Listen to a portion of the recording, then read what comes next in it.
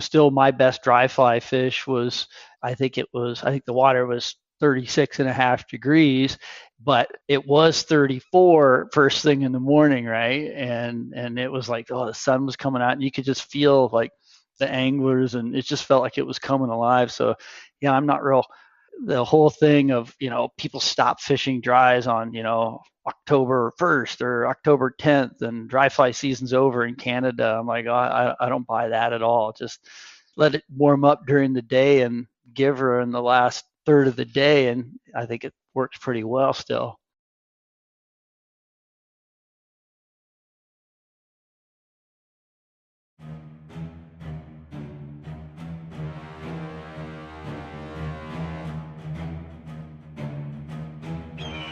Welcome to In the Bucket, the podcast that explores the culture of spay fishing in the Pacific Northwest, a spectacular land of mountains and wild rivers where every cast has a story to tell. I'm your host, Brian Niska. Thank you for joining us. I'm Brian Niska, host of In the Bucket.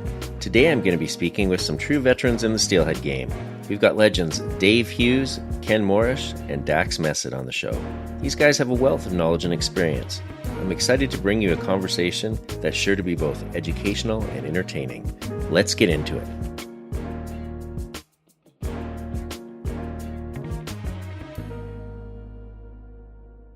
Welcome, and we are live. I'm very happy here to be with Ken Morrish, Dave Hughes, and Dax Messett. You guys may remember Dax. He was in episode number 3 of In the Bucket. Ken, let's start with you. Tell our listeners a little bit about yourself. Well, I live down in Southern Oregon, down in Ashland, and I'm one of the founders of Flywater Travel, which is an international fly fishing travel company. And I know a lot of all of you through that context primarily. And I'm a avid fisherman and fly tyer, and just enjoy the sport. And I'm glad you guys are having me today. Okay, yeah, my name's Dave Hughes. I'm from Smithers, BC. Longtime fishing guide and chef. I do both. Although I'm cutting back on the guiding days, I'm getting older. And yeah, I'm excited to be here too. Hey, I'm Dax Messett. I'm from Southern Oregon, like Kenny, and I've been a fly fishing industry professional for pushing 25 years, primarily as a guide, casting instructor, and recently got into the sales rep world. And also very happy to be here with these legendary dudes. That's absolutely true, Dax. This really is a legendary group of individuals I'm talking to today, and I'm stoked to have you back. We had a lot of great feedback off of the episode you did with Scott Baker and myself early on in the Bucket.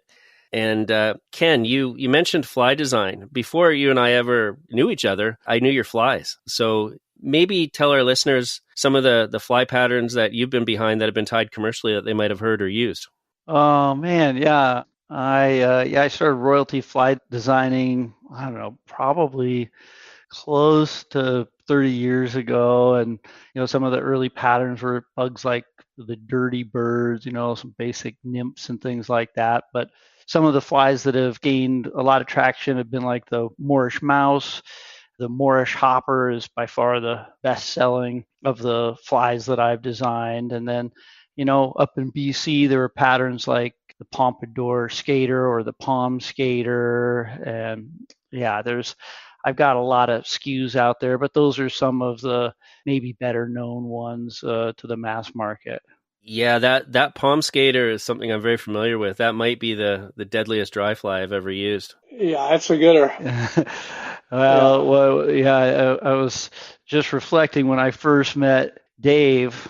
I'm going to call Dave Bunky because that's how everybody knows him. But that's the handle, yeah. Yeah. But when I first met Bunky, we just started Flywater, and I think I went up and saw him at Bulkley River Lodge in something like 90, maybe 90 or 91, something like that, I think. And I remember I was excited to go up there steelhead fishing, and I was like, I got to tie some skaters. So I had this idea, and I messed around with it, and that was the first place I ever fished it. And all the ones I tied were tan up there, but I still remember Bunky's boss at the time was this kind of awesome, colorful guy named Clint Cameron, and one of the fishiest dudes ever, wouldn't you say, Bunky?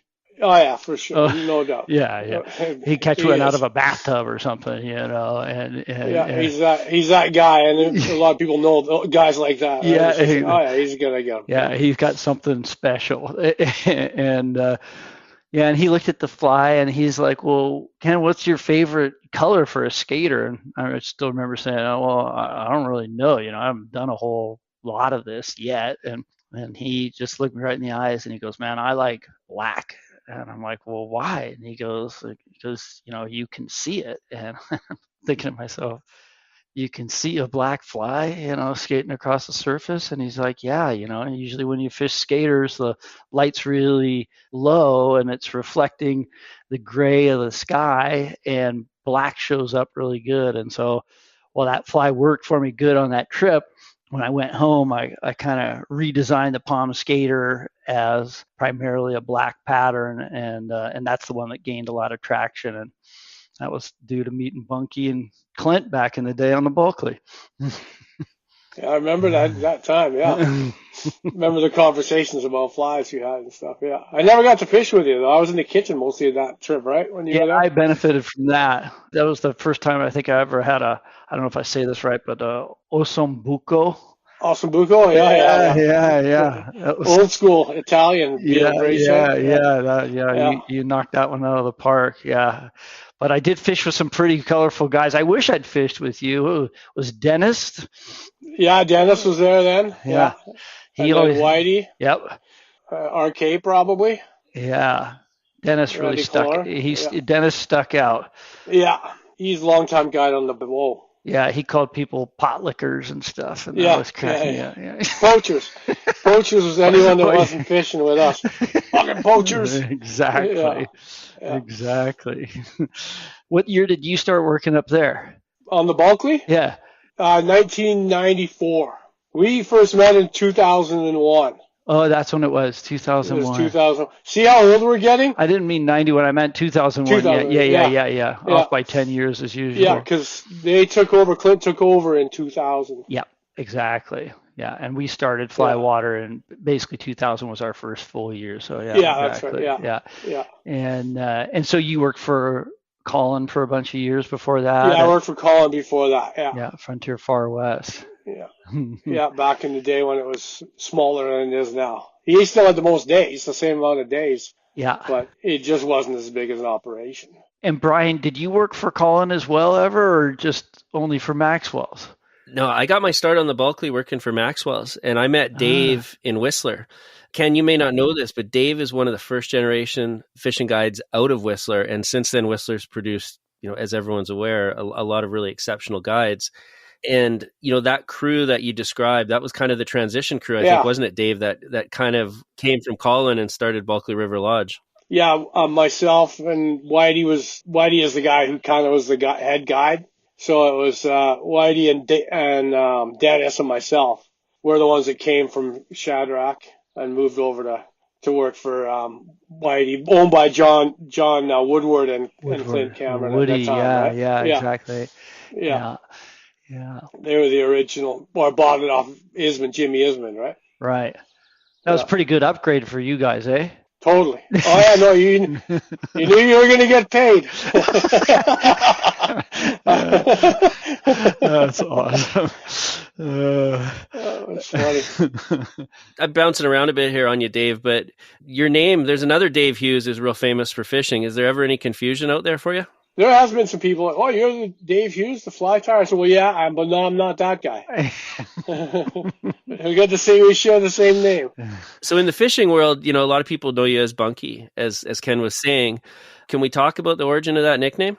Yeah, from Dennis Stevenson. So the first year I guided for Colin Shadrach, I was super eager, excited, nervous. You're going to you asked to be there and what I consider the big leagues, and then you get a chance and you're nervous as so I wanted to get up there and get a feel for the climate, about a week before the guests got there.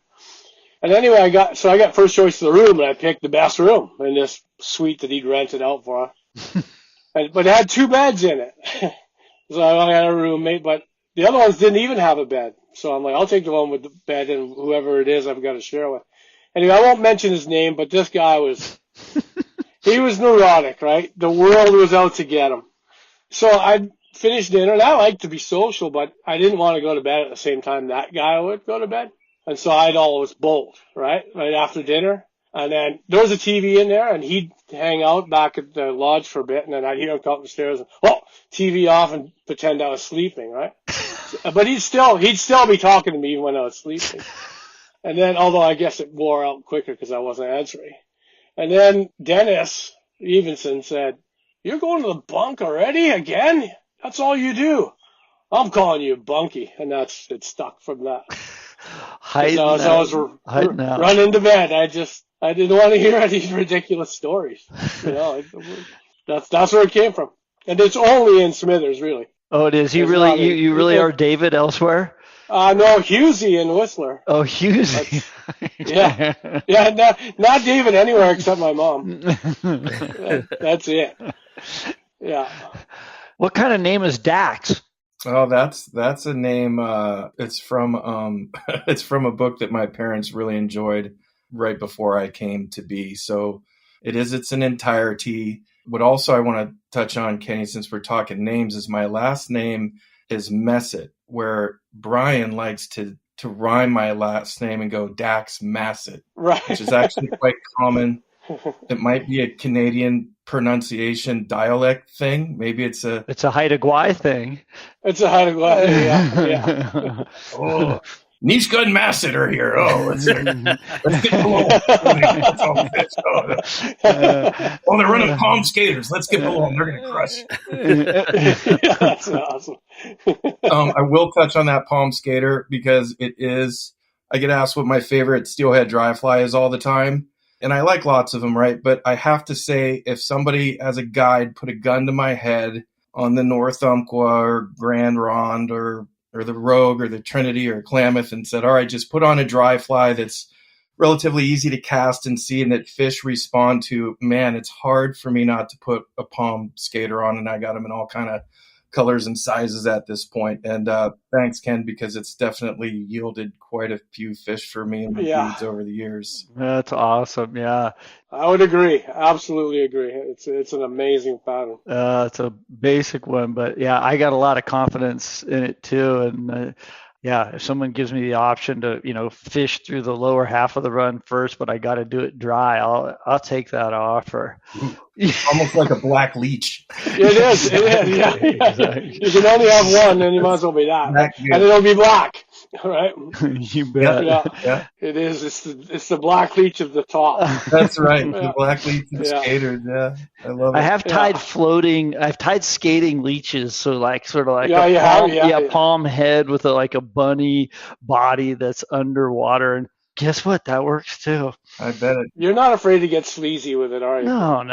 Let's get after it. No, it's just like as soon as you know something works, it's as opposed to sticking with it. I'm like, well, you know that works. Okay, let's try something. What else are these things? Yeah, exactly. How dumb are these things? Sometimes. Exactly. Yeah, they just need to be present, right? Yeah, and not an eager, fresh, generally, right? Like. Not been pricked a bunch of times. No doubt. Well, let's talk a little bit about, dry fly fishing, dry line fishing. These days, most people show up to steelhead fish with a Skagit head and a sink tip. And in certain fisheries that, makes a lot of sense. But you never know if they're going to take a dry fly unless you try. And there's sometimes this mentality, especially with guided clients, that they want to catch a few fish and then they'll try the dry, which is completely backwards, isn't it? Yep. Yeah, agreed. I mean, I'm guilty as charged. Like, get them fish, okay, let's go this way. And it is wrong because now it's really hard to get them to go dry, right? Like, you're not going to get them dry if you don't fish dry. Everyone comes, they want to get them on a dry, but when it comes down to doing it, it's really hard for them to commit. Yeah, one run and they don't get a fish, and then they'll spend the rest of the day fishing fishless with the tip, and like it's more effective. Leave the tips at home and just bring the dry.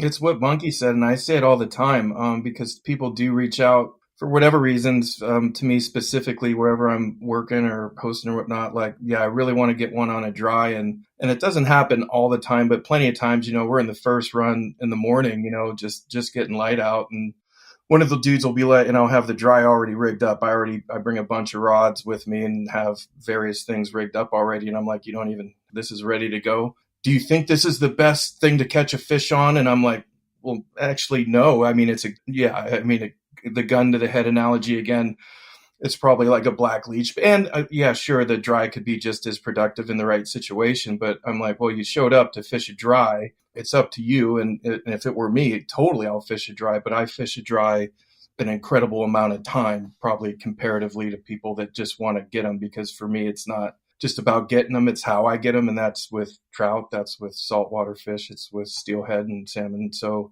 I like the challenge of all the angling I choose. And hopefully I attract, clients that like to do the same, but I still do get those dudes that are just like, I just want to get one. Well, then I'm probably going to give them a right. Yeah. Well, get that out of the way. Yeah. Yeah. Then you get one, but then the sun's blasting right in their face. Then I have a little bit less confidence in the skater, right? When the sun's right in their face, and I don't care how many people are like, oh, I catch them like that all the time. I'm like, that's probably an exaggeration because I've fished dry flies a lot. And if I'm with the sun's right in their face where they're facing, and I really need to get somebody to fish, I'm probably not going to put that dry fly on.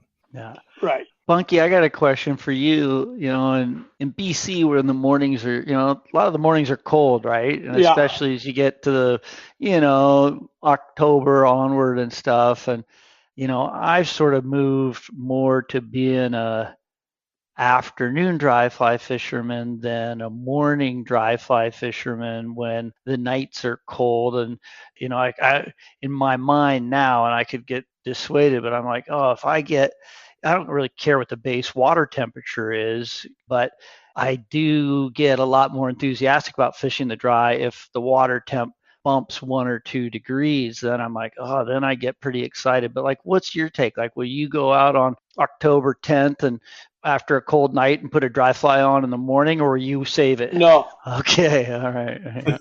No, we have people that will want to. We have a couple of dry fly enthusiasts, but October, no. September, sure. Yep. Right? Yep. But not then. No. But later in the day, like just you guys know, like just a degree makes a huge difference sometimes. That's what I think. It's not the base water temperature; it's the increase from the base. I think that. Yeah. Yeah. I mean, to the negative, the colder it drop. It's because things have already tightened up. Right? Yeah.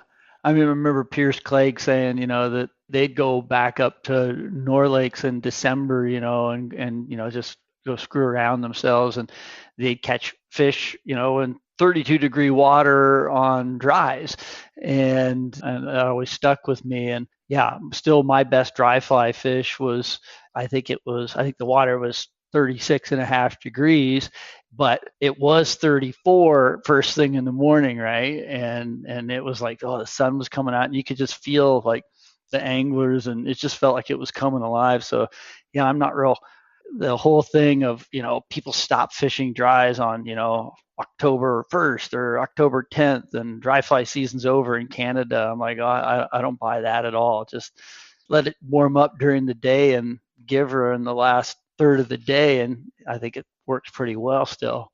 I agree 100%, Ken. We see that on the Skeena in the spring where we're fishing fairly cold water, but it's that base temperature, it's stable, and the trend is upward, it warms up a degree or two, and even though it's still cold water, the fish get real happy and are receptive to a fly swimming on the surface, especially one that creates a bit of a wake. Yeah. Here's a question. I actually had a listener reach out to me and say, hey, they'd love to have more content about wet fly fishing with a dry line, grease lining.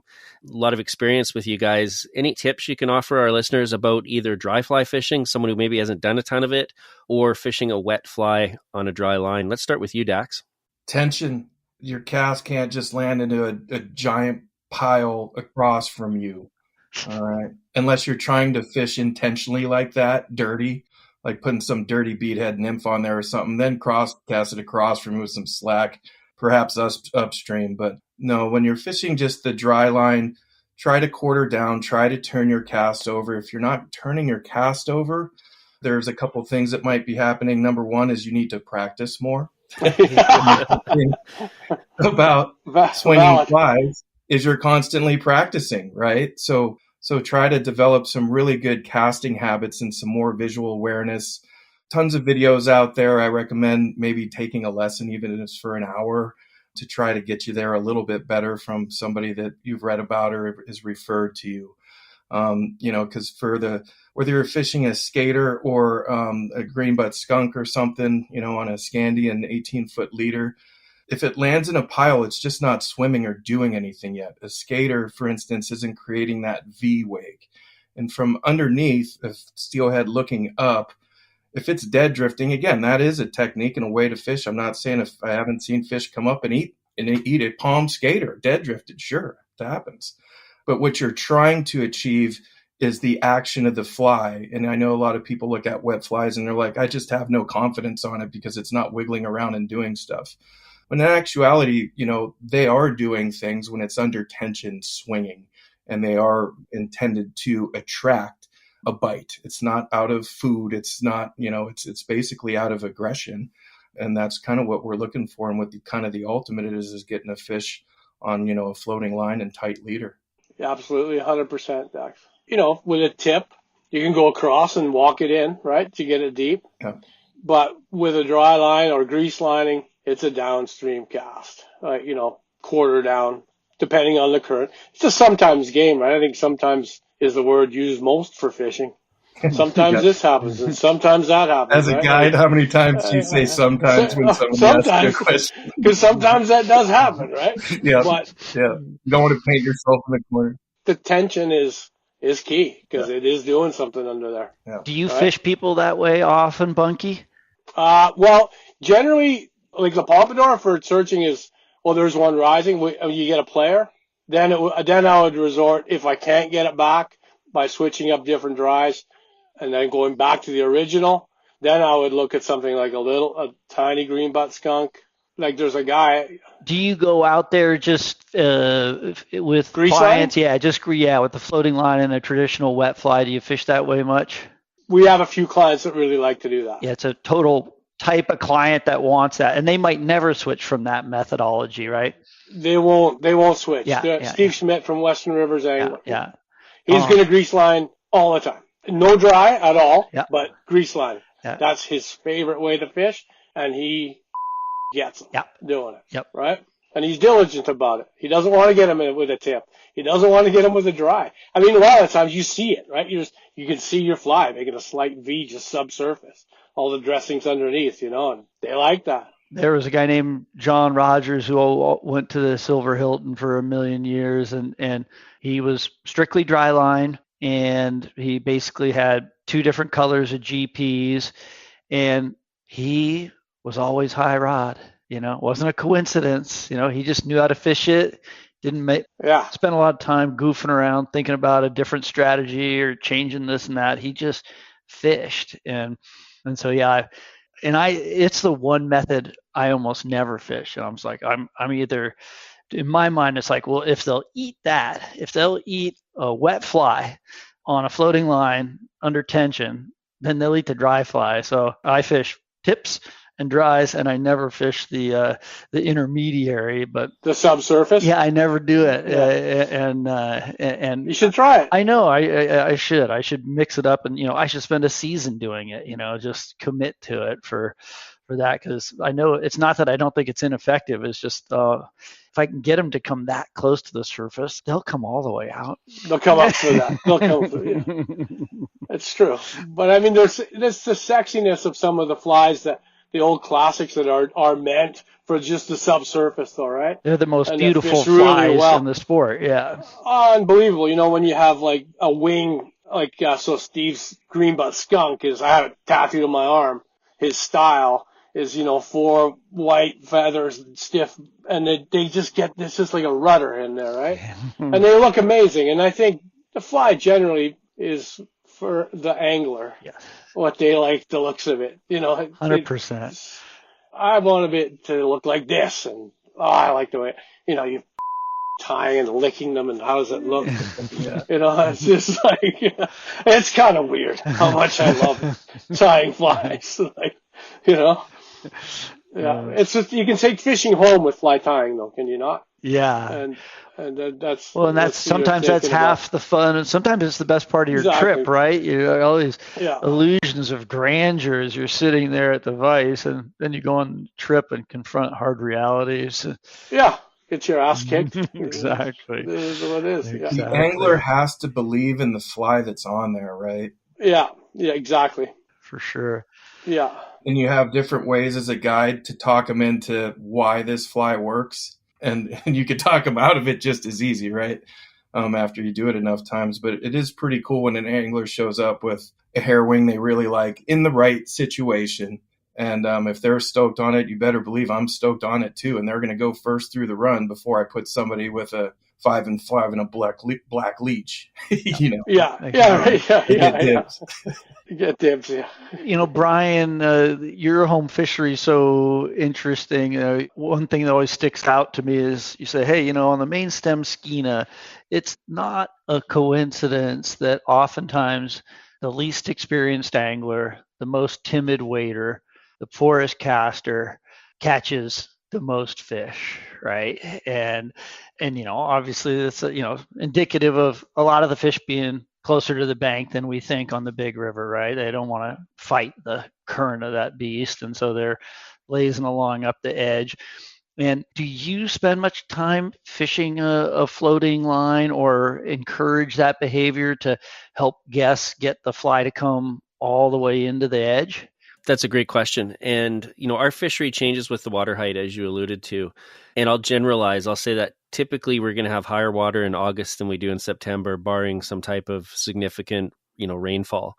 So that August fishery, the other thing with that is, you know, there's larger pushes of fish, but they tend to sit less. This could be a product of having, you know, maybe a warmer water temperature or more sockeye migrating at the same time. But definitely, you know, we catch fish closer to shore and proximity to the bottom. So shallow water, but close to the bottom tends to work better than the surface. Now, even though the water's a little colder, once we get into September and in October, and the fish start to hold in the runs a little bit more, then, you know, the guys we get that do like to fish on the surface or close to the surface, you know, tend to do better. But for whatever reason, that first part of the run, August, we don't do as well with the dry line presentation. Now, interesting enough, I touched on it earlier, the latter part of our spring season can be really good for dry line fishing. As you're saying, you got that base water temperature, but it's warming up. It's one of those, you know, nice like 22-degree days in April.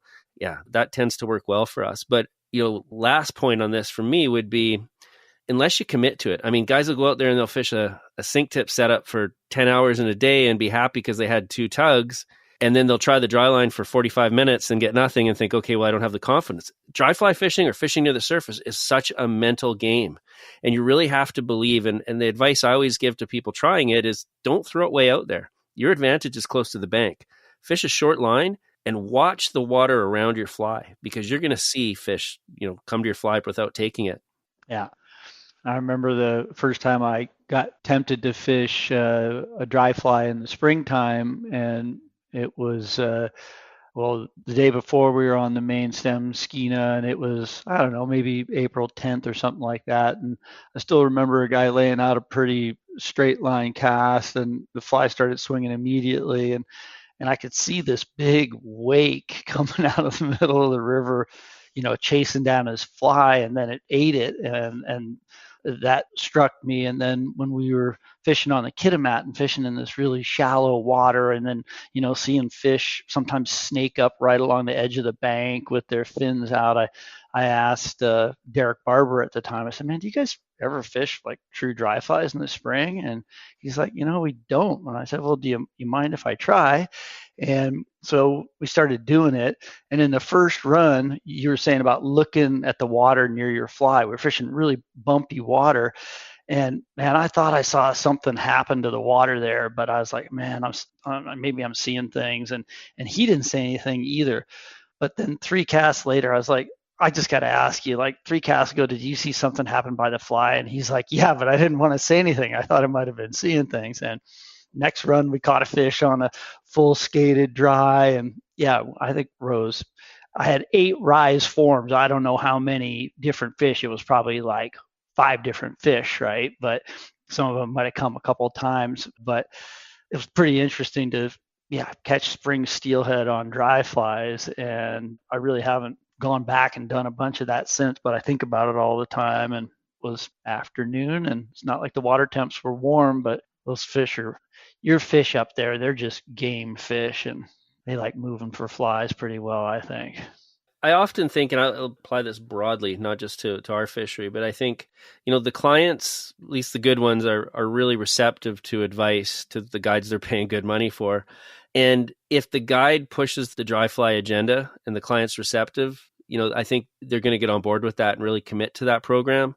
If the guide doesn't push for it, it has to be a client who's already had success. You're not going to have a guy who hasn't had success just be adamant that on his really expensive yearly 1 week fishing trip, he's just going to go for it with the dry fly. He really needs the guide to have the confidence to push him that direction or her that direction. Yeah, it's a fact. Like if you have a player and they get the full experience, deceiving that fly or that fish numerous times with different flies or whatever it takes, and you finally get them, that's the looks I've seen on clients' faces after they've gone through that. They will again come back.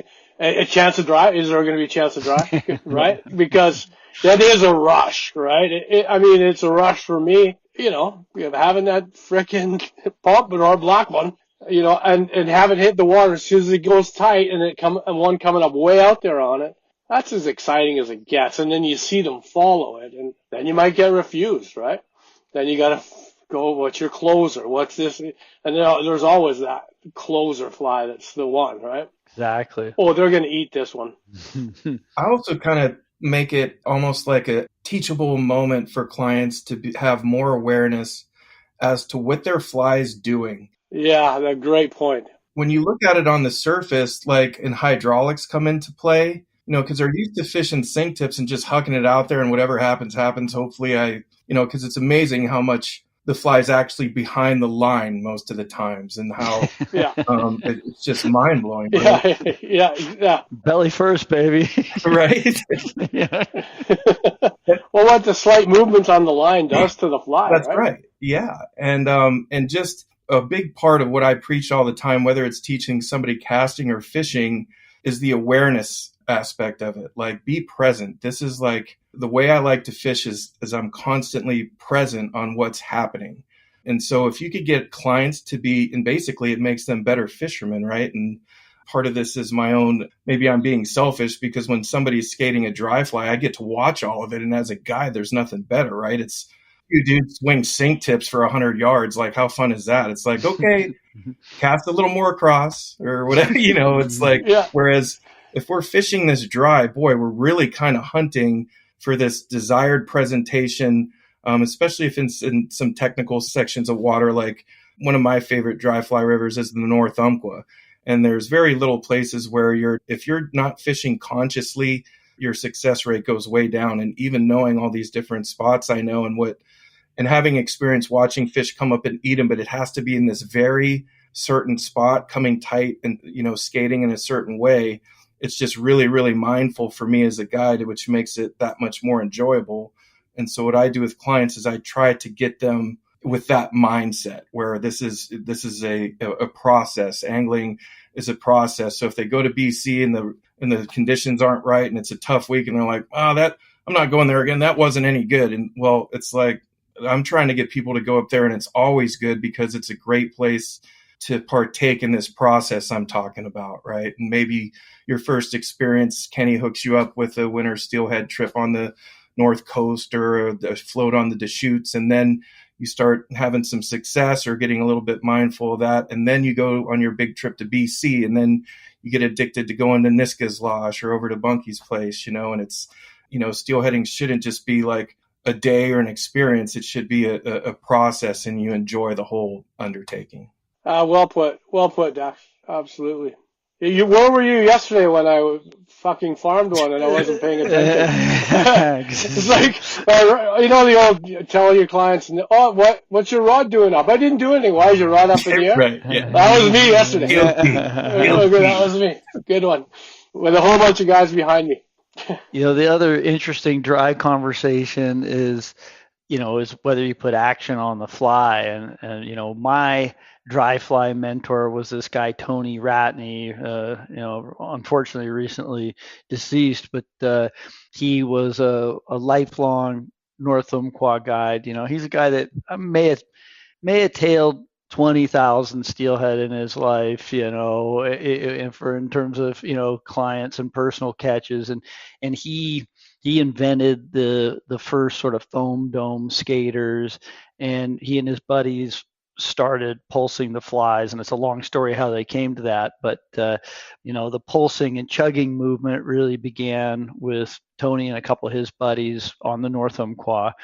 And I caught my first steelhead on a dry doing it that way with him. And I still remember going to BC and starting to pulse the fly, and the guides are just like, I don't know what you're doing, but stop doing that now. And Don't do that. But Tony used to fish with not with old man Lee with Wilford, and he would go in late season, even in November, and he would stick to dry fly fishing then, and they hated it when he pulsed the fly. And his thing was like, well, here's my deal. I'm gonna do one cast your way, and I'm going to do the next cast my way, and we'll just tally which one the fish eats on.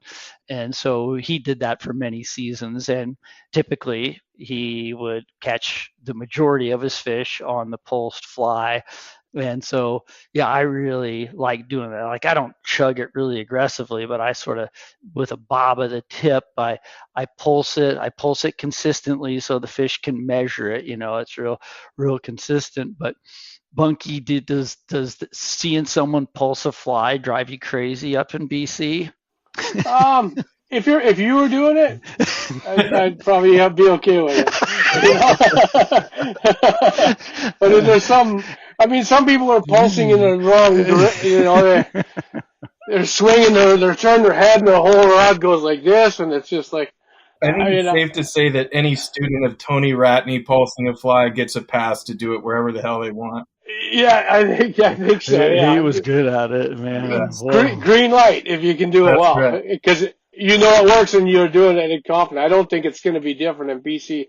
If they're dry fly hungry and they're there, I don't do it, but I've sometimes twitch it the wet. Yeah, interesting. Yeah. I've always wondered what would happen if I fished a wet fly for the whole season the same way, just with the steady pulse. I bet it would work just as good, right? It's just that we don't do that. But you do what you do. Yeah, exactly. And I like pulsing it because it's just like I'm ADD. It's like, oh, I'm definitely more entertained if it's moving. I'm like, oh, that's more fun to watch, and I can see it a little better. But How about you, Dax? Do you pulse when you're in Canada or only down on the north, or do you sometimes not pulse on the North Umpqua as well? That is a great question, and I do get that question quite a bit. And so the listeners out there who don't know the water type of the North, the water type of the North Umpqua is radically different than, say, like just riffle run pool on the Bulkley.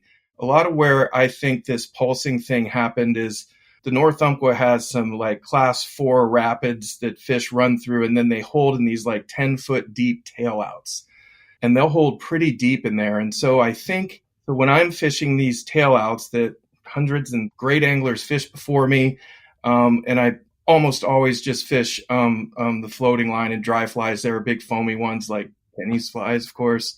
My first swing is always just regular with no pulsing.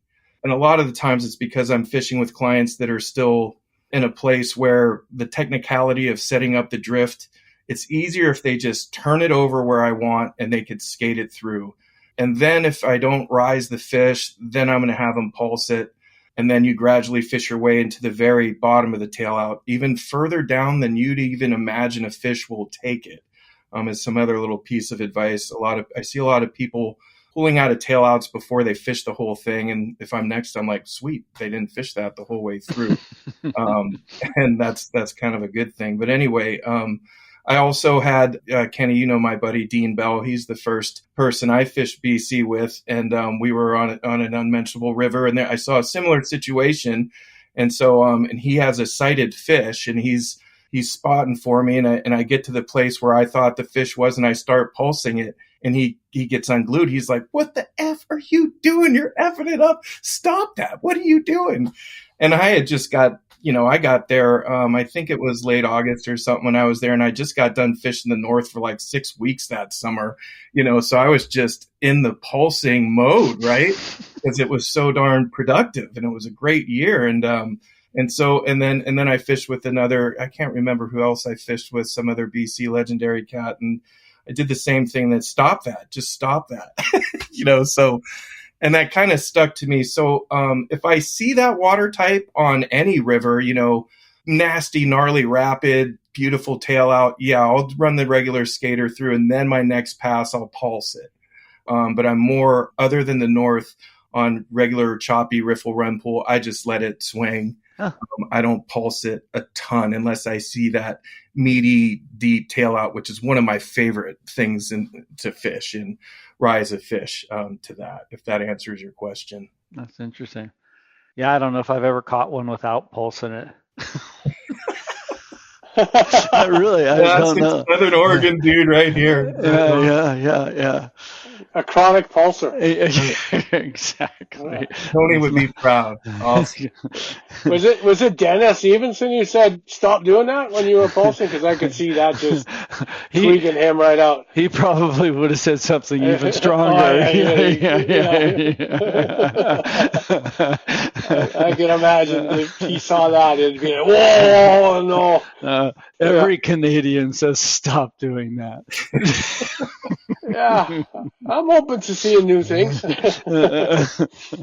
Well, Ken, you've probably more than anyone I know, you've fished all over the world. There probably isn't a swung fly fishery that you haven't dabbled in. Have you tried the pulsing with the dry fly for Atlantic salmon, and how was that received? Good. It works good. Yeah, the guides don't like it. But yeah, I've gone over. Yeah, I've had a couple of incredible dry fly sessions, and yeah, a really memorable one on the Karlovka in Russia where, I don't know, new fish just moved into the pool while we were there. And both my buddy and I were fishing, guess what, a black palm skater, not a bomber. And we were both guys that used to fish with Tony, so we were fishing that way. And yeah, we were trying to keep count on each other because we were both getting them, and we were only probably 20 yards apart from one another, but we were both getting into a lot of fish. And sometimes if fish rising 3 times on the same swing, and eating it on the 3rd or the 4th rise. And yeah, so most of the Atlantic salmon I've caught on dry flies, I've just done it the exact same way. And Tony Ratney was interesting. He would, with the guy I was fishing with in Russia, this guy named Brian Soule, they started going to Iceland together later in Tony's life. And Tony was, a purist in the sense that, he fished a very set way, right? He fished a dry line and a skater whenever he could, and primarily with single hand rods, and it didn't matter if he was on the Dean or the North Umpqua or wherever, he would do it that way. And when he went to Iceland, where the norm would be fishing tiny little tube flies, tiny little ones with 4 pieces of squirrel hair and a tiny 1 tag wrap of tinsel or something, he's like, nope, I'm fishing my foam dome skater, and I'm going to treat this river exactly like it's the North. And guess what? It'd be high rod every time they went. And he knew how to fish, and he knew the way he liked to fish, and he would just go execute. And so yeah, I fish that same pulsing dry fly method for trout in different places. It's just like, it's a fun way to fish. And so pulsing dries, I went to Mongolia, and I would fish the big floating rats and mice that way. And then, when it was time to turn around and fish for grayling and lennox, I just downsize and fish that way. And yeah, it just works. It's just awesome that there's so many different ways to catch fish, and it frees us up to do it the way we want. But yeah, sea trout in Argentina, I've caught them on pulsing a palm skater, so original, Yeah. and I think that's the only way I've topwater caught sea trout as well. You started it by the guys don't like it, but you're not trying to catch the guide, right? So you're like, well, this is what's working, and I know this works. Well, I'm gonna try it. it's a great way to get a guide to leave you alone.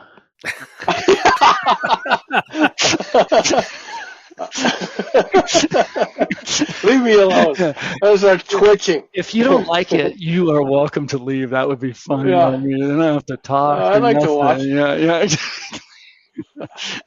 You got my attention already. That's funny. You were talking about time, and were you using like a 7-inch long Morrish mouse or something there, Ken? I recently got a new production pattern out there called a skate rat, and it's like a real big mouse, but it's, as opposed to sort of burdening it down with a bunch of deer hair, its body is more like a synthetic dubbing brush that's trimmed out, so it still has sort of this wide side hairdo coming out from the foam, but it doesn't absorb much water, and it's pretty light to cast, and it's got more foam head and more foam on the back and longer tail that's reinforced with a little foam so it doesn't wrap. And but big ratty mouse things, they seem to eat that. I don't know what they think it is. It doesn't matter, but it's big and it's getting away. Did you try it on Golden Dorado on your Bolivia trip? Yeah, I caught two of my best fish that way. Oh, really? Yeah, one on the natural drift, dude, just in a little teeny pocket, and it just landed about 1.5 feet above it, and just blew up on it, and it was pretty good. If you get the arrested Dorado, they'll eat that pretty well. All right. Yeah. Very cool.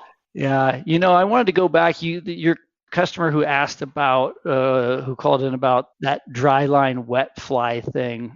I think what you guys are saying was right on. That it has to do with tension. And when I first started fishing Atlantic salmon, and I went over and I was like, oh, I'm going to be fishing with, Scandinavians and Brits. It's like, oh, I'm going to show those guys a thing or two. I bet they suck, And I was like, oh, it's totally the opposite. I was like, oh my God, these guys are like so much better than American anglers are on average. And, it was just an inverted thing where I learned a lot from them. But I think the most deadly Atlantic salmon fishermen, and those are typically folks who are fishing a dry line and a wet fly, they are able to throw a really flat, straight line, and the second that fly lands, it swings.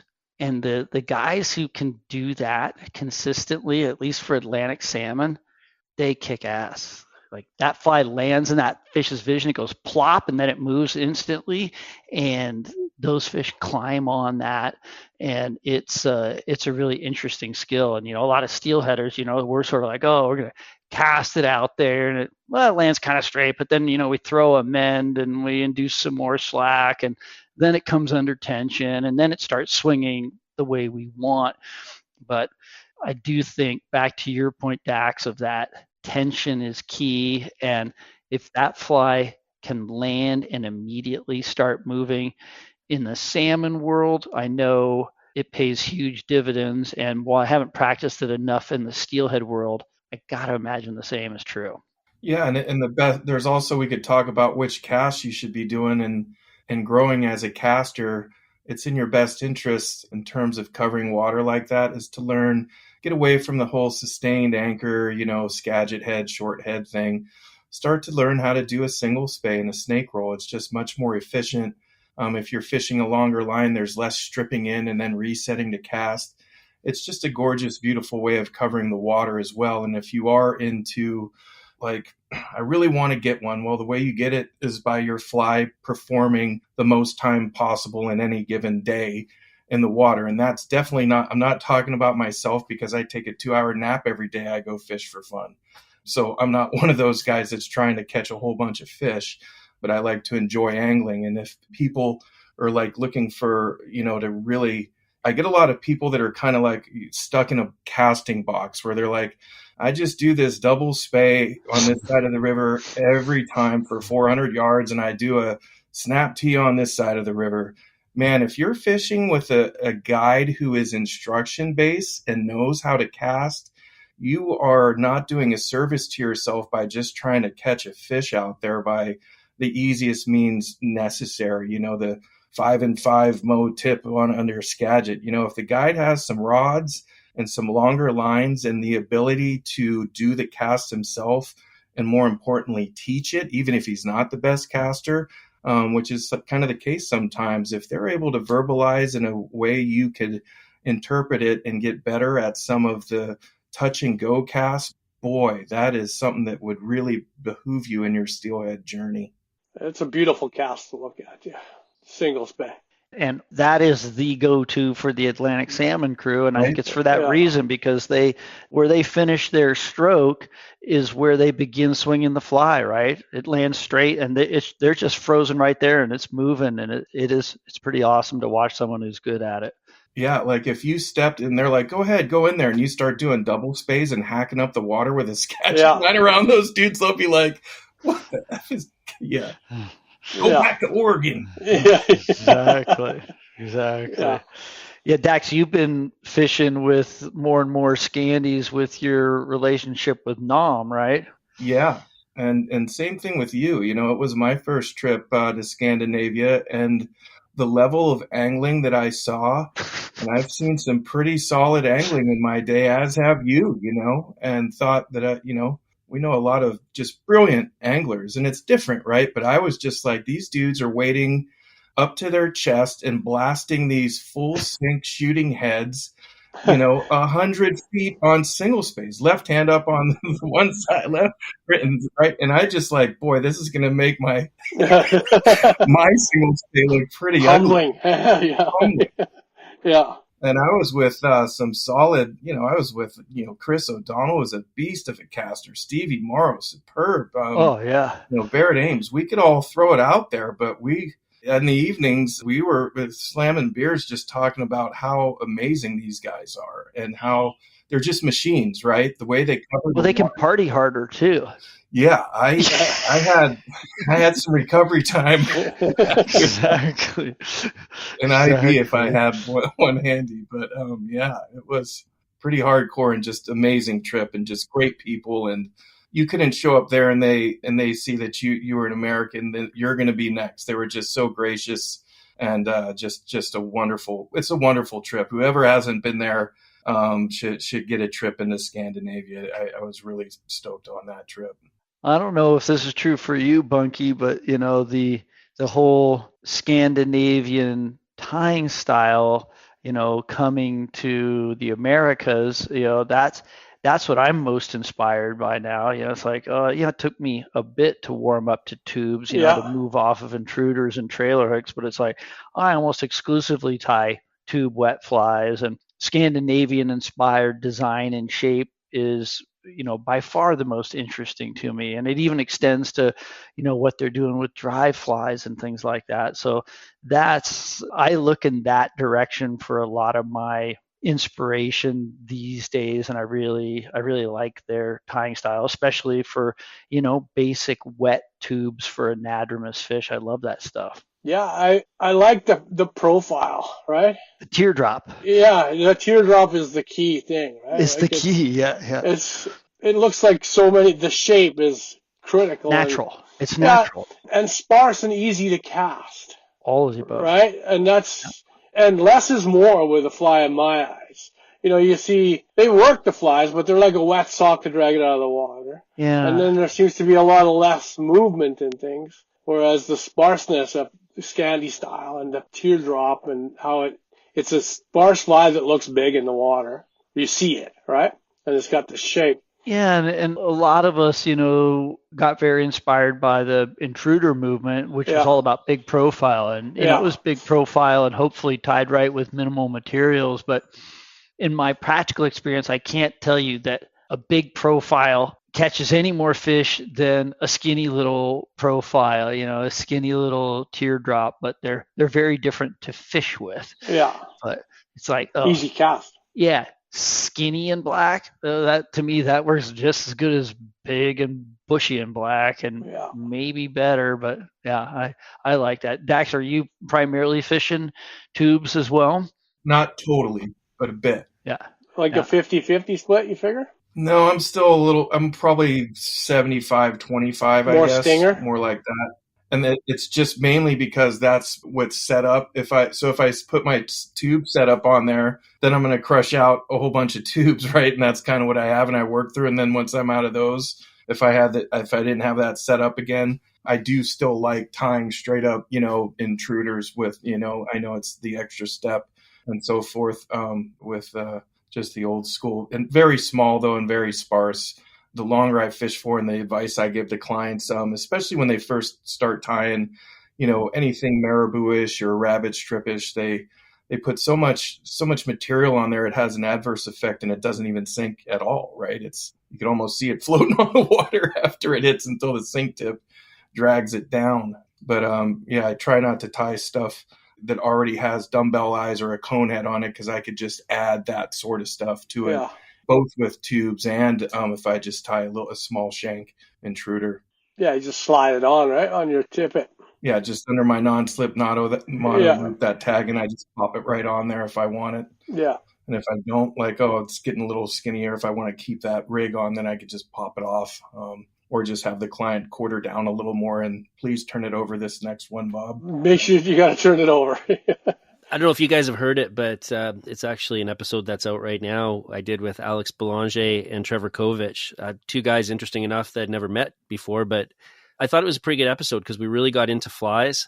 And Alex is a guy that, him and his family have a landscape type business. He does like flower arranging and stuff, but he is a sniper fly tire. His stuff's beautiful. You've heard of him. Awesome. Oh, I look at his stuff all the time, and it's gorgeous.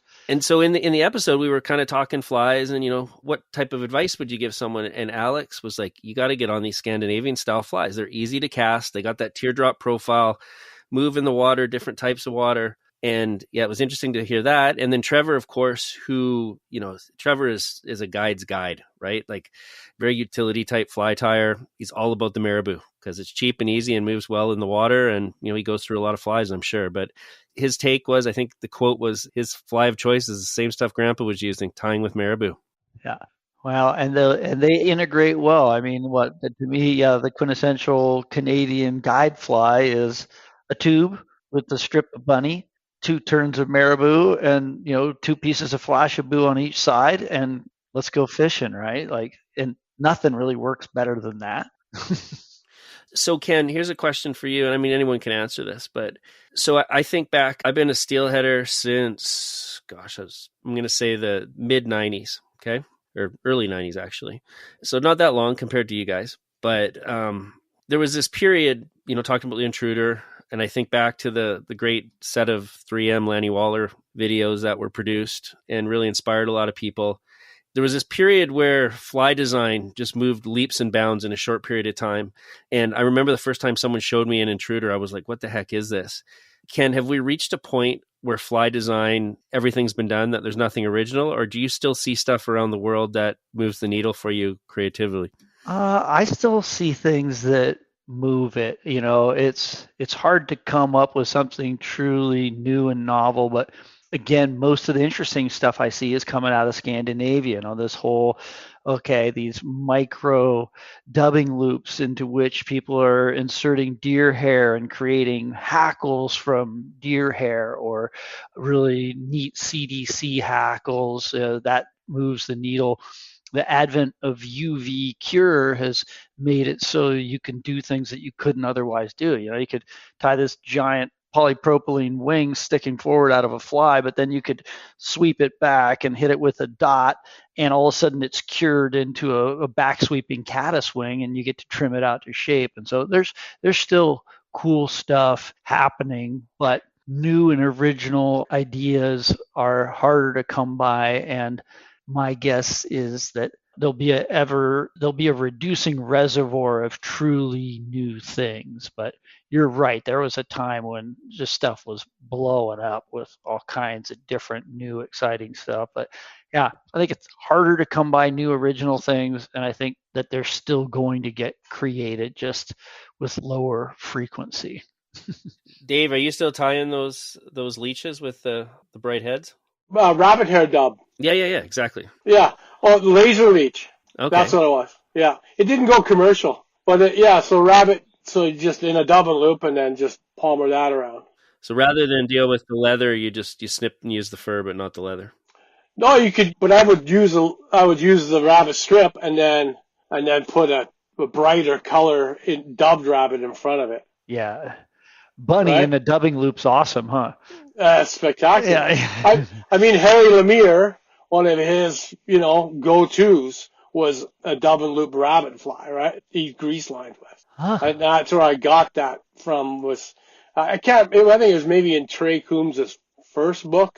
I just saw that what he did and how it looked. It's just like, I like that. Maybe using it a different way, but I like that for a collar, And what I can do too is like if you're tying and you have like a bunch of bulk at the front and you still have space, but you want to hide that bulky stuff, like you say the end of a rabbit strip, and you just palmer in front of it with the dubbing, like the nice rabbit in the double loop. It makes a beautiful collar, right?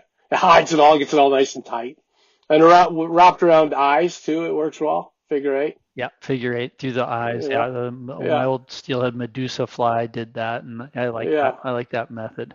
Rabbit's an incredible piece of material for fish. Yeah, rabbit and marabou are hard to beat, right? For anadromous fishing. Exactly. Yeah. We go through so many gesticulations in our tying, but I'm like, if someone gave any of us in the room, a 2-inch piece of black bunny strip tied to a hook, I don't think it would change our daily catch rates greatly from all the things we have to choose from, right? Nope. No, it works. Yeah. It swims. You deliver the goods, show it to them, right?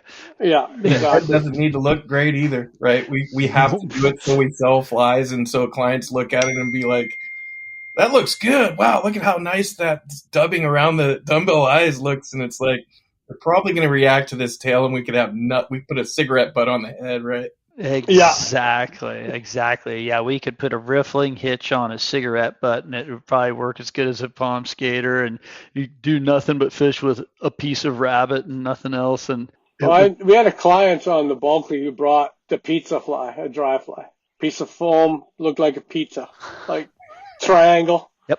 And little bits of pepperoni on top. The fly fish isn't seeing that, right? Yep. And it worked. Exactly. Again, I think the beauty of the fly and how it all looks is part of it. For the tire and the angler, right? We love that. And to help get our game face on. Yep. Oh, yeah. I mean, it's not like you're not looking at the selective replica when you're, fishing trout that are like just specifically in on, they're only taking this. And it better be there and it better be the right color and size and shape, right? Yeah. Steelhead, anadromous fish, yeah. If they're there, they're easy. Exactly. If they're there and they haven't been pummeled, they're pretty. They're bitey, right? They're bitey. Yeah, they're defensive and they're easy. Compared to saltwater, the feeding game that really my head up. I always say that it's hard. The challenge of steelhead fishing is finding a steelhead. Yeah. Yeah. Hopefully we can keep finding some rivers that are open. Exactly. And isn't it nice to not have to wear around a 10-pound vest full of a bunch of gear and 8 fly boxes? Yeah, exactly. Go light. Right? Yeah. Nowadays I just have this sort of leather fly pouch, spool of 20-pound Maxima or Dax's special tippet in there, and a few flies, and we're good to go. So it makes it easy. Your blue potbelly pig, is that your go-to still? Oh, you remember that? Yeah, that's Stu Foxtail pattern. That's one of them for sure. I've got I've got a bunch of them in the wallet right now. And it's confidence, right? Confidence is the commodity, regardless of the fishery. And if you're confident, if you're confident, you're going to fish well. And Bunky, you said closed rivers. I just recently heard about some stuff in Norway. Obviously, there's been discussions in a variety of places about closed waters. You're fishing the Kitimat today, which will give our listeners some idea of the amount of lead time from when we record these episodes to when they get to hear them. But you're fishing for Chinook on the Kitimat. I imagine it's busy as because the Skeena is closed to Chinook fishing. So anybody who wants to fish for Chinook is in the Kitimat. They're there. It's a long weekend too, right? Oh, brutal. It's Canada Day weekend, so it's intense. Like the one spot where the lower dike, we drove in and there was nobody there. And on the way out, as we drive past that, what happened? It's a city. Like within 2-hour period, it blew up. Like there wasn't one rod going off, but they were all there.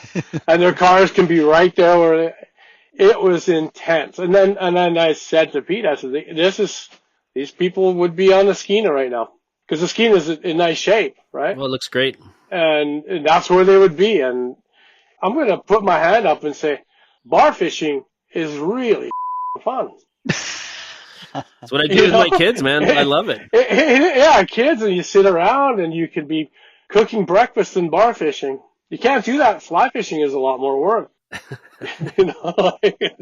It's a meat fishery, right? I'm not necessarily we look at it as a sport avenue, but it is meant for meat fishing. But if you want to get your kid into some fish and have them enjoy it and catch and release them, it's a great way to get them into it. I mean, how entertained are your kids, Brian, when they see fish on that thing? Oh man, they love bar fishing, and it's a bit of a tough one to take because meanwhile these same fish are getting caught in the ocean. Yeah. And that fishery's open, but they go ahead and say, oh, we're going to close the Skeena to Chinook fishing, and that's somehow going to have this measurable effect on conservation, when in reality the catch rates in that fishery are pretty low compared to the ocean. And then the general public gets this illusion that there's something being done for the fish, when in reality the effort just the folks that want to retain fish, the folks that want to fill a box, they just go to the ocean, catch those same fish out in Prince Rupert. So it doesn't really do anything except make it so that families aren't out there with their kids. And that's, like you said, bar fishing is it's the ultimate family activity in the summer. For those of folks that are listening that maybe don't know what we're talking about bar fishing, essentially you throw out a lure that's designed to spin in the current. It's called a spin and glow.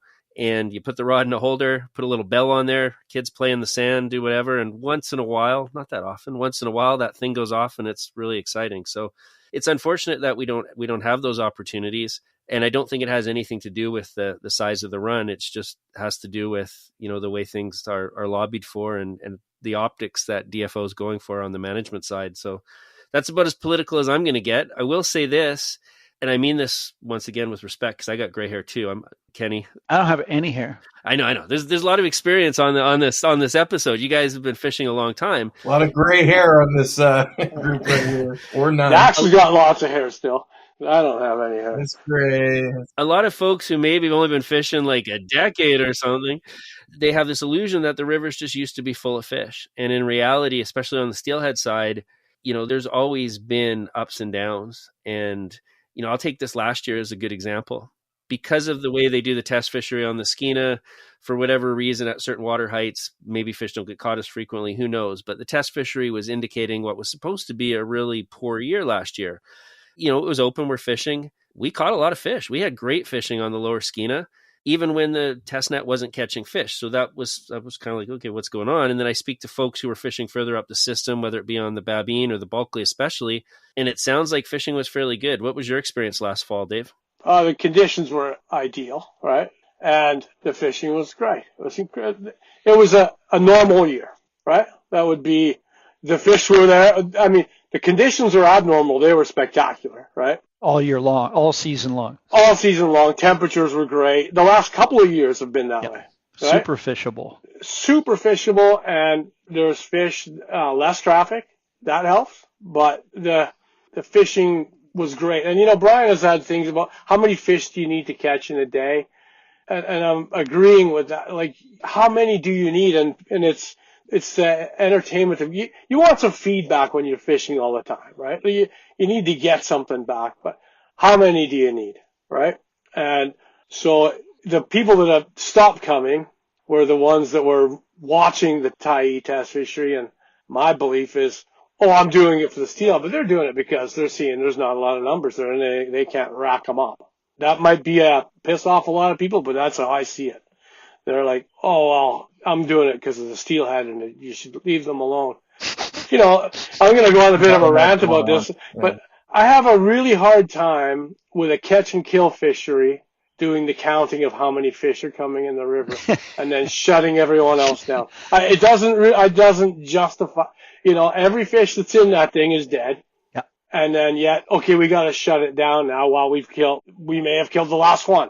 Well, and the other thing that's such is that, time and time again, the freshwater catch and release sport fishing industry is being forced to foot the bill for what's happening at the sea, and it's like, that's where the harvest is happening.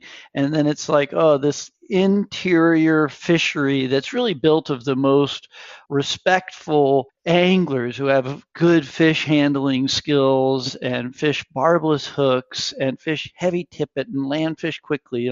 These people are practice pros, and they get to pick up the tab for these really massive mismanagement things. Like, that's going to make a difference, and it's just completely out of balance.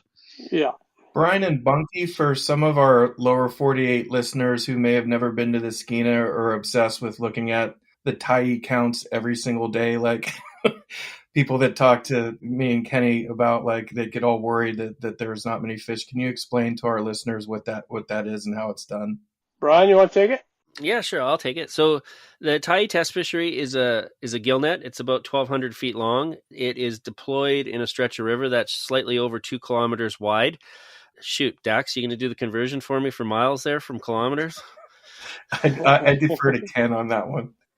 I'll put it in, I'll figure it out and I'll put it in the show notes. But essentially, the net covers a very small portion of the available river, and whatever gets caught and likely killed in the gill net, because that tends to be what happens when fish swim into gill nets, gets worked out to a daily index based on fish caught per hour. And then that gets extrapolated into a greater representation of the size of the run. Now, don't get me wrong. This sometimes perhaps is accurate, and it could err to either side. If 7 fish are traveling as a group and slam into that net, it doesn't mean that, we have thousands of fish swimming by. And it likewise, if no fish go into the net, it doesn't mean that there's any fish, that there's not fish coming by. And that was certainly the experience, last year in particular, where the tyee was kicking out zeros, but we were catching a bunch. And man, I wonder if I could get the footage, because it's pretty spectacular. I'll say this now, and if I can, I'll put it in the show notes. But one of our guides got a new GoPro, and he was playing around with it, and he figured out a way to put it in the water. And he was just kind of curious. So he put it in how he did it, just so anyone's listening, is in the Skeena system, you can often find rocks with holes in them. He found a rock with a fairly significant hole in it. It's essentially like a donut. And he put his GoPro mount through the middle. So now this thing was stable on the bottom. And he got great video of a bunch of fish swimming by at a time when the tyee test fishery was saying 0 fish were swimming by. So I think the redeeming quality of the tyee, Dave, is the fact that they've run it in a relatively consistent manner for about 70 years. And so there is their ability to see the trends. But, the reality is, if you want to go fishing, you should go fishing, provided things are open. You shouldn't look at that test fishery. And man, it goes both ways, Dave, because you've probably seen this too. When the tyee indicates high, like it did in 2018, all of a sudden everybody's a steelheader and everyone wants to go fishing because somehow they think that more dead fish in the gill net means they're going to catch more. And, the reality is, from a steelhead standpoint, water conditions are really important. And if you have the right water conditions and the right weather, you're probably with less people going to be successful. Yeah. With less people helps. Right water, less people. So the people that bow out when they see those low numbers, great. Stay home and claim you're an advocate. Awesome. That's it right there, right? Yeah, you could. Thanks for jumping on the grenade. Down tools to save the run. Yeah. It's a goofy thing, because if you actually quantified it and said, okay, well, if we take all of the catch and release anglers off the water, I'm not just talking skiing, I'm just pick a fishery, it doesn't matter. You remove the anglers, how many fish are you actually saving when you factor in catch and release mortality? And people whose business cards say fisheries manager should try and manage the fishery. And there's a variety of ways you can do that. You can do that We could have, dry fly only or dry line only rigs. You can open sections of river. There's a variety of ways to basically set it up so it's harder for people to catch fish, but they still have access and opportunity. Because one of the big things that happens, as we talked about earlier, Dave, when you close one fishery, it's the waterbed effect, man. It pushes people to other fisheries. And when you take law-abiding anglers off of the water, the opportunity for poachers goes up. And I mean this sincerely, because around these parts, whenever they catch someone doing something illegal, like, poaching fish, it's a law-abiding angler that reports them. And just the mere presence of law-abiding anglers on the water dissuades people who might want to go poaching. So I think there's a definite upside to keeping, folks out there. And at the same time, you could get real progressive. I know this is a controversial subject, but you could get real progressive and talk about catch and release limits, right? They've done that in the eastern part of our country. I think, Kenny, you probably know other fisheries where they have catch and release limits. That could be the path forward for a lot of places. I think that, a two and done regulation, wouldn't deter that many of our Canadian steelhead anglers, the people that we send up there. I think they'd be like, oh yeah, if I got 2 a day and, maybe I can still skate a fly with no hook on it, just to entertain myself for the rest of the day. I don't think there'd be a massive dropout rate. I think that that's totally acceptable. I agree. The year that the year we got shut down, we went to a one and done, You did, one and done, yeah. Yeah, and people were, well, I'd rather be doing this than not fishing. Exactly, right? Exactly. So, and one of those creatures is a pretty good rush, man. Oh, exactly. And that's the year we closed down early, and that last week of the season being open was easily the best, right? And so you never got to see what happened later. And that's another part of this is the lack of use of angler creel reports, where that's how they read a lot of other rivers in the province, but not here. I know that's a political hot point, but it pisses me off. Why don't you listen to the angler? Okay, let's say, you guys are just going to lie so that you're going to keep going, right? Well, the clients aren't going to lie. So if they're not getting them, a few years they're not getting them, then they're not coming, right? Ken, you're not going to be able to sell, well, you might catch a fish. I mean, that is a thing too. You might catch a fish in the week, but, chances aren't that good. That's a subtitle for steelhead fishing. You might catch a fish. You might catch a fish. One day, you might get one, right? It's a bonus. It's hard sell, right? So people have been coming forever and seen one that's good. So if there's no fish, first of all, you're not going to catch them, right? Where am I going with this? I get frustrated about how they don't have tools. A thing they often use is we don't have that tool in the toolbox. Well, this is a complex fix here, so you might need a few more tools to fix the problem. And like Brian said, address some tackle issues. But we don't need pink worm float fishermen on the Kispiox. Yeah, exactly. The season just crushing them, right? Right. Get everyone in the pool.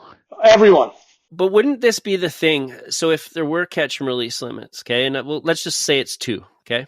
What effect is that going to have? Well, from a guiding standpoint, we're going to go back to where we started this conversation, and dry fly fishing is probably going to be on the program right from the get-go, because if you're only going to be getting 1 or 2 fish, you might as well get them in the way that's going to bring you the most excitement. And it could even go further in that, Dave, like thinking about, the old Shadrach program of floating in the dories versus now what you see on the Bulkley with jet boats. If we did have a situation where we knew that catch and release limits were going to be a thing, maybe people would go back to floating. And there's a real upside from a guest experience standpoint. I think the aesthetic of floating the river, especially the lower section of the Bulkley, it trumps. I had to use that word. It trumps a jet boat trip. It's just, there's something about floating, and you and I have had this conversation before about when you guide and you're floating is totally different than when you guide when you're jet boating. Yeah, you don't get lost in the chase for that run and this run. It's like back in the Shadrach days, you couldn't go running because you were floating, and you fished everything, and you just pursue little pockets, and some of them were easy to access when you're floating, right? Then with the jet boat, okay, now I got to park here to get to that. Now he's got to walk there, but he can't walk, so I can't get him there. Where the raft, you could just sift in there nice, they can get out here. Make a few casts, because it could only be like a 4 or 5 cast spot. A lot of times those will give you something, right? And you look at the river way different than the jet boat. Changed the way I look at the river. Could get mesmerized by the ability to go up and down. When you can only go one direction, you're not going to be skipping over things when you know there's traffic below you, all right? Then you find places like Bunky's Bucket, right? That's it, yeah. Self-named. It's a good one. It's not a big one, but Yeah, it's a good one. Yeah, it has fish in there sometimes.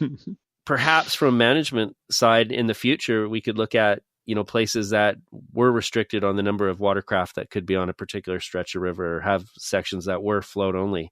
I'm not going to jump there, but I'd like to give themselves some more, not just jump right away to close it. That's not the right thing to do. We shouldn't be closing rivers. It hasn't worked where it's been done in BC. They're still closed, right? So why close? Go ahead, Dex. Yeah, we've been dealing with some closures down here in the lower 48 as well. And what I don't like to see is going straight to a closure before you adjust the way you could go about angling. And we talked about whether it's just swinging flies, but there's one river I love that's been closed 2 of the last 3 years. And so the way I fish it, I just fish the dry fly anyway. Every time I step into the water in a fly only section, I take a temperature. And meanwhile, 30 miles, 40 miles below where I do this is a dam that shouldn't be there with a horrible fish ladder and probably like 3 or 4 perfect buckets where all the fish that are going to navigate this ridiculous fish ladder and dam will sit before they go up. And the river temperature is about 12 to 15 degrees warmer. And you could put it and take out in the same place and run beads, bait, whatever you need to do to throw fish in the face. So instead of closing the whole river, you would think that the management would say, like, well, maybe we don't allow that to happen. And when you talk to fisheries managers, Oregon, Department of Fish and Wildlife, they say, well, you guys got your fly only up there, and that's one user group. We can't shut down this other user group. It's not fair. And I'm not a biologist or a scientist, but I do believe in logic. And to me, that is totally illogical, that pummeling can continue, and that Fish and Game, who has the power to adjust regulations for the betterment of the sustainability of the fish, could do that. But instead, they just shut the whole thing down. And I'm not complaining that I lose the ability to go and, I'm commercially operating up there. And I bring advocates to the river that donate money for the betterment of it. So to remove me and these advocates from the river, instead of saying, look, you side drifting bead savages, you can't do this in a bucket right below a fish ladder, is just totally nonsensical to me. Yeah, obvious, Dawson. Why not? Was that too much? No, it was exactly. But that's the frustrating part about it, right? What you said makes so much sense, and I think to most anglers that think that way, look at adjusting some rules. Like Brian says, don't have too many rules. But there's certain things they could do that, like the Thompson, for instance, right? When, the poor Thompson, my favorite. But, they closed it, and then when the numbers got to a certain amount, they'd open it and they'd set, it's going to open this Friday. They made that announcement, I think, on a Monday or something, Brian, before. So then you'd have everyone would be, it hasn't been open. So now you've got a bunch of fish that have come in. They're comfortable as hell. They haven't seen a frickin' bait bag. They haven't seen a fly. They haven't seen anything. And then all of a sudden the hordes are there and they're on Thursday night and they're getting pounded on Friday morning. Well, that seems to be reversed to me if you're worried about the numbers, because now those fish are just getting crushed, right? Super easy to catch, ambushed basically. And why not, if the numbers don't reach a certain amount, then close it. If you have to close. Like we did when we were closed on the Bulkley the one time, which I hope we don't see again. But it's a sensitive area, I would like to throw this point in because I know we have a lot of folks listening from the US where, Dax, you guys have dams with counters and you get fairly accurate numbers so far as fish swimming by. And up here in BC, we've got these gillnet test fisheries. So on the Skeena, there's the Tyee. We talked about that. The Thompson is managed as part of, what they call IFS, Interior Fraser Steelhead. And essentially, this is a gillnet that's deployed down at Albion. And it's the same thing. They're killing a few steelhead to come up with some rough idea of how many might be upstream. But we really don't know beyond that. And obviously there's other impacts, like First Nations netting. And then you've also got poachers. You've got seals and stuff taking fish too. We really don't know what actually ends up there because we've removed the anglers. And I'm not trying to make a case for putting anglers back there, to figure out how many fish there are. But I am saying that when we had anglers fishing the river, we had a pretty good idea when there were fish around. And the Thompson, I want to throw this one thing out there because it was interesting. Dave, you remember this. The Thompson had a real progressive rule where people weren't allowed to fish from boats. You could use a boat for transportation, though most anglers didn't, but you weren't allowed to fish from boats. I'm not allowed to guide on there either, right? Yeah, there's no guiding on there either. No guiding, no fishing from boats. But the story was, and I don't know if this is true, but the story was that it was one individual who came up there once with a boat and caught a bunch of fish in front of people, and from that one incident, the rule of no fishing from boats was born. Have you heard that story too, Dave? Not mentioning any names? Yeah, maybe don't say yeah, I heard that story, yeah. His name was Dave Hughes. Yeah. No. Just back those things that had nowhere to go. Banner Day, oh yeah. Yeah. The other Dave Hughes. Yeah. The other day. That's right. That dirty trout fisherman came up there. Exactly. Yes. Anyways, his name wasn't Dave. But no, something else. But I brought this up on a previous episode with, I think it was with April Vokey and Tim Arsenault. But rather than take the anglers off the Thompson, if I was in charge, which obviously I'm not, but if I was in charge, I would have just gone with Ken's idea of a hookless fishery. Take the hook off of there, throw the palm skater out there, and see if anything comes up and eats it. Because then you still got the tradition of anglers, the culture of anglers being there, the eyes on the river. Absolutely. The financial upside for the community, and a little bit of feedback of if there's some fish around without causing any damage to the resource. Catch and release mortality is already pretty low. Catch rates on the Thompson already pretty low, but keeping anglers engaged, because what we've lost, Dave, is we've lost the culture of young steelheaders. If they were to open the Thompson this year, if that Albion net catches a bunch of fish early, because early fish are worth more than late fish on the factoring of the run size estimate. If they were to open the Thompson now, and like you say, what we called an American style opening, where they say, okay, we're going to open it on November 1st. So everybody rolls in there a couple days before, gets all situated, the gun goes off, and all the anglers hit the water at once, and the fish don't know this is coming. It's going to be the busiest anyone's ever seen the Thompson. And Dave, this is a place you and I have run into each other quite a bit. You've fished in the Thompson for a long time, and it's some of my favorite memories. And I think anybody who fished it a lot would tell you it's their favorite river, very unique.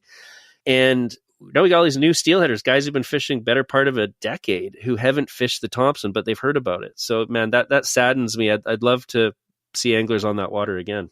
Yeah, and I mentioned earlier that we did go one and done on the year we were closed.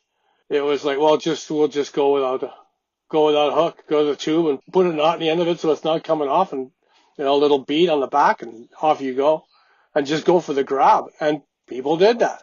I would love to go and fish the Thompson without a hook. Exactly. I would. 100%. Because again, it's the hunt and it's the contact, right? And the camaraderie and the culture. Exactly. You actually nailed it. That place has so many memories.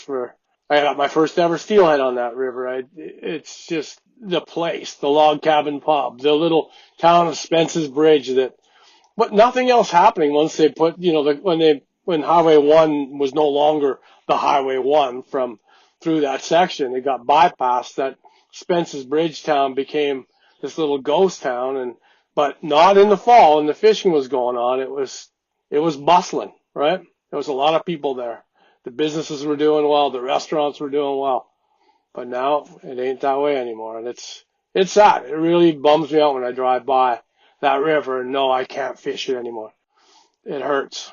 Brian and Bunky, in your talks with management up there, do these technique adjustments that we're talking about ever come up? Specifically, are you talking like a dry line regulation? Regulations like, just fish a hookless dry fly instead of closing or one and done or all that stuff. Do those come up in management discussions? I won't bore our listeners by going into too much detail on our stakeholder engagement process up here, but the short version looks like this.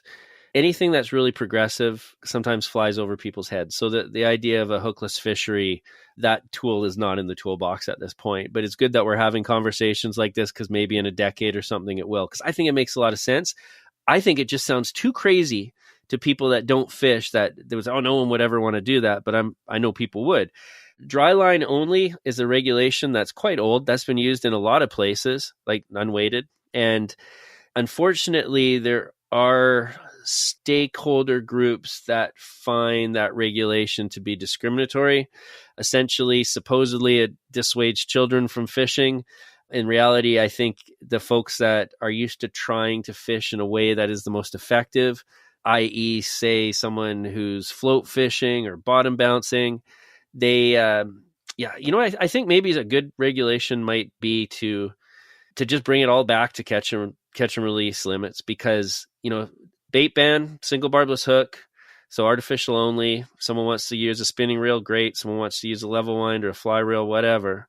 But you're only allowed to catch and release one or two, whatever. And then that's going to push the person to utilize the gear that gives them the most satisfaction. And there's this funny thing for people that haven't done it. The reason that everybody loves steelhead fishing is it's hard. And if you go 10 days, yes, because that happens, you go 10 days without a fish, 10 days without a bite, when you get one, it can give someone a very emotional reaction that they don't soon forget.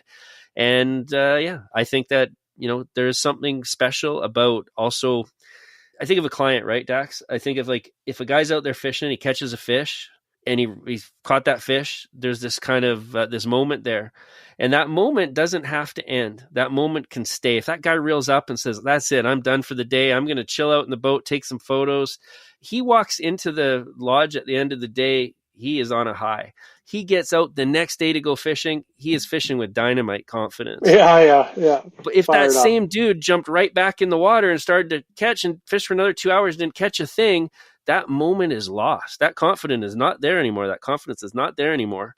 Versus if that guy had reeled up, kept that same fly on his rod, called it a day. And, from a guide standpoint, that's the coolest client you could ever have. This guy, that moment meant so much to him. He doesn't need any more. Lodge staff would hate that if everyone came back at 9 o'clock. No, I'm not talking about bringing it back early, Dave. He stays out there. I'm not, we got him already. Great day for the guides. yeah. They're all in the hot tub or something. Totally. Put your pants on. Yeah. But it's definitely, you cannot just, the closing of a river, that is an absolute epic failure on management. It is the worst. You have done such a terrible job. You should be removed from office. You have failed in all ways. Well, down here they point at other things. They're like, oh, it's the ocean mismanagement. Oh, it's habitat. Oh, it's the biologists down here never look in the mirror. Well, that's all part of it, right? That's like they don't exist. Listen to the anglers. I want to, before we wrap up, and I'm going to get on Ken for this, but I was thinking a while back that a really interesting coffee table book would be to look at all the quality swung fly fisheries around the world and how they're managed, because there's some real kind of funny things in different places, essentially how people have addressed these management challenges. So in some places, you have the beat system. In Quebec, we have the ZEC system. And, you have places where the amount of pressure is controlled. And unfortunately, the side effect of this a lot of times is that fishing is not attainable for the common person. But Ken, you've traveled all over, you've fished everywhere.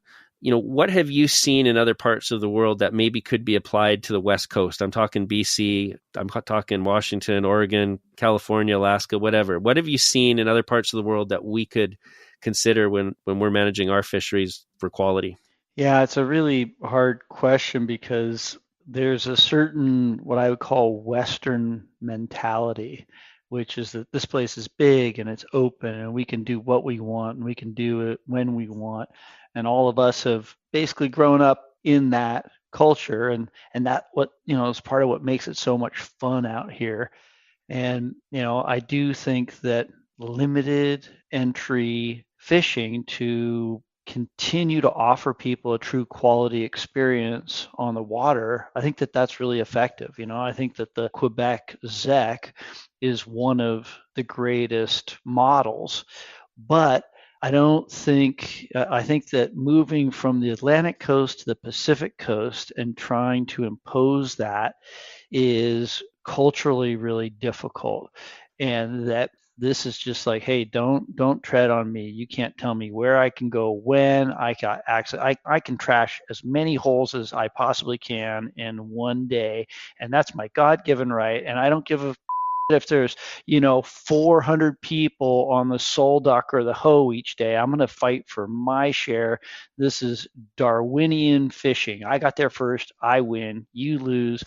And so to integrate this kind of structured, managed, equitable stuff, like that's a really heavy lift. And it's a lift that I'm actually in favor of because, I look at certain places where the amount of angler pressure has A, put a strain on the fishery itself, and B, you compromise the overall experience. It's like, hey, the bar fishing at the bottom of the Kitimat, when it looks like a refugee camp because there's so many people there, you're going, oh, how good an experience is that, right?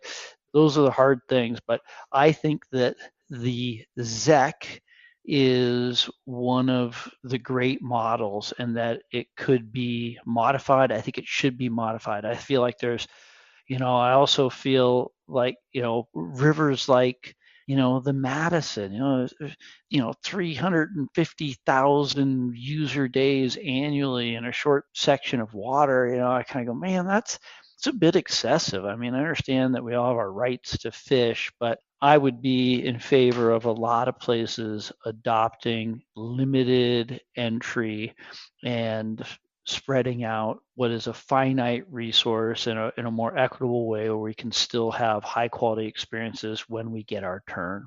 So for folks that aren't familiar with it, Ken, correct me if I'm wrong, but the ZEC system is essentially a situation where you can make a reservation. There's a certain number of spaces available and you put your name in there and there's a website. Is that how that works? Yes, and it's also where you get an allotted beat.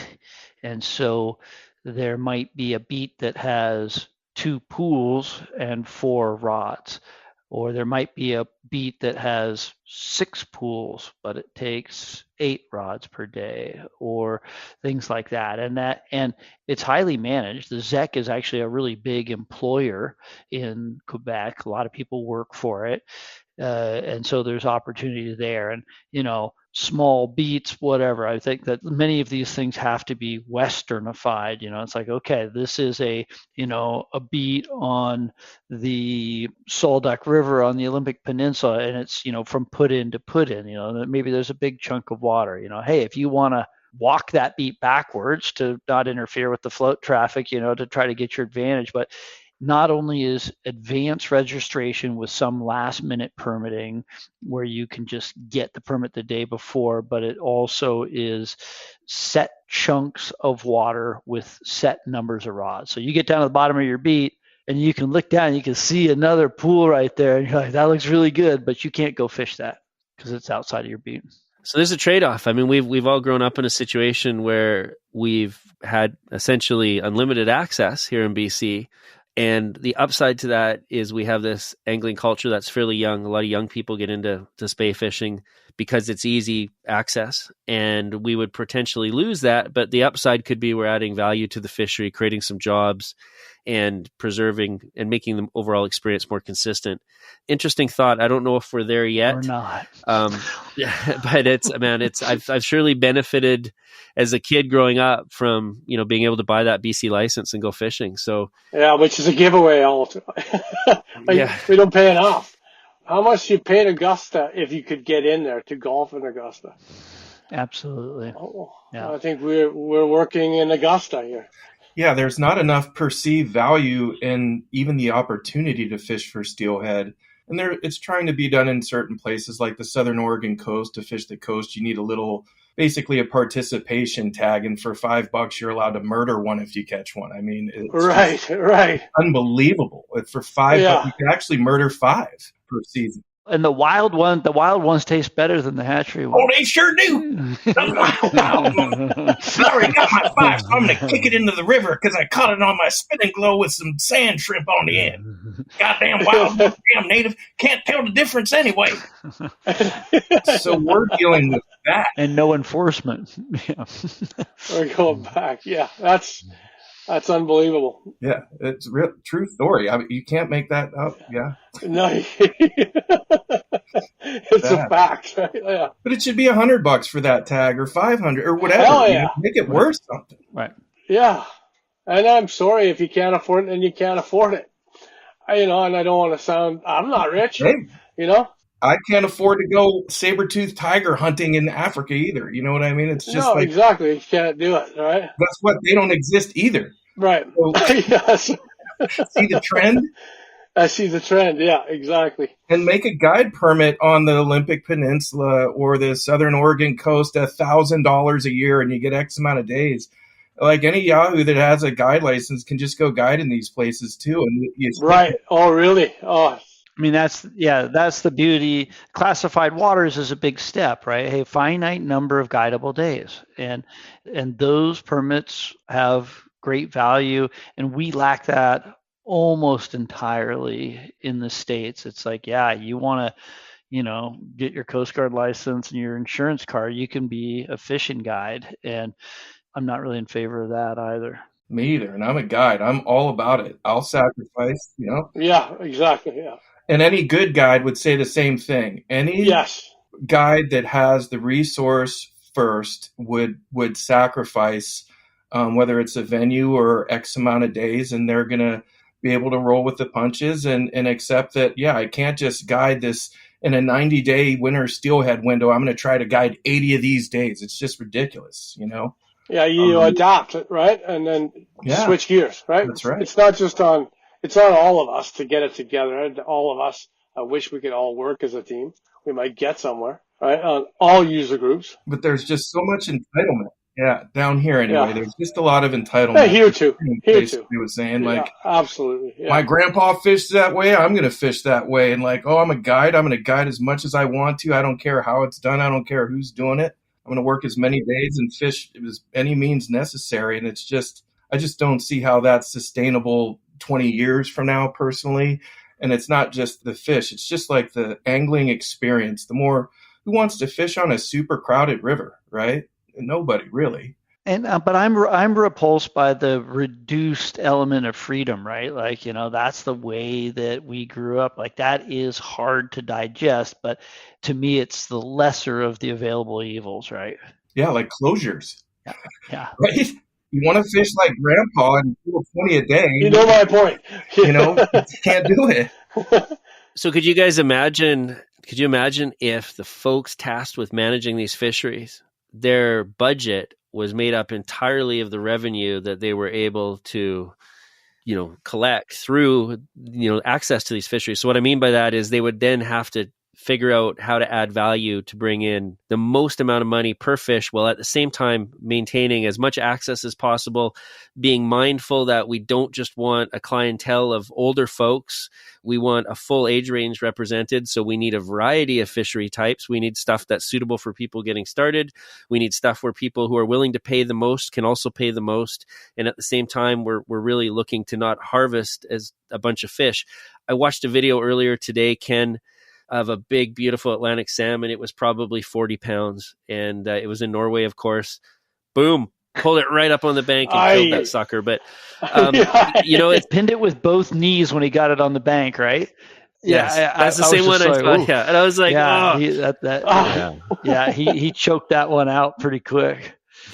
Yeah. So it's frustrating because my life has benefited so much mental health wise from being able to go fishing. And I think that going through COVID, a bunch of people kind of got into fishing, and we need to make sure that there's opportunities for folks to get out there. And I think the upside of today's angler, the younger folks, people way younger than us, is I think they really have the mentality of proper catch and release fish treatment. I think they understand the value of catch and release. And I think that, that's probably something that's encouraging, but we need to make sure that there's opportunity for people in the future. And we can't look to the folks that are older than us to pull this off, and we can't trust the managers to do it. I don't know if they're motivated or not. We really need to try and make sure that it's the culture that drives fish management, and so we have access and opportunity. And closures haven't saved anything. There's not an example of a fishery that's been closed and then came back. If you find one, send me an email, let me know. I'd love to hear about it, but it's not something I've ever heard of. No, the reopen option is then to hatchery and get some brood of the last few that are there. That's how, And by the way, I'm going to piss some people off, but this is the straight up truth. I had this conversation not that long ago with, believe it or not, my good friend Bob Hooton. There is no example of a wild run of fish that have been saved through hatchery intervention. It does not exist. Right. Hey, and on that note, before we sign off, I'm going to ask you guys. We're going to go around here. I'm going to ask you to let people know how to find you. Ken, you're at Flywater Travel. You sell trips all over the world. Dave, you're at Bulkley River Lodge. Dax, you're everywhere. I'll give you a chance to tell people how to find you: Instagram, email, whatever you want to do. But I'd love for you to give one tip to a new angler, especially thinking of maybe someone younger, someone just got into spay fishing. And Dax, we'll start with you, and then Ken, and we'll finish up with Dave. Always be aware of what you are doing. Is that funny? It is, yes. So simple, right? Yeah. I see a lot of people just caning the water aimlessly that don't appear to be aware of exactly what they're doing. So, yeah, have a plan. Read the water before you step into it. Be rigged up. Rigging's important. Be aware throughout the whole presentation, whether you're swinging flies, trout fishing. Yeah, just always be aware of what you're doing. And how do folks find you, Dax? Easiest way is my website, daxfly.com, daxfly.com, and I do all kinds of stuff: guiding, instruction, hosted trips, sales rep for non-rods. If you haven't tried them, you should. We also Hazumi shooting line and Zentai mono. It's the best. Right on, Dax. Kenny. Advice. I think the hardest thing about a lot of these anadromous fisheries is finding fish. So I like to fish quickly. I like to see people keep moving and keep covering water, take your steps.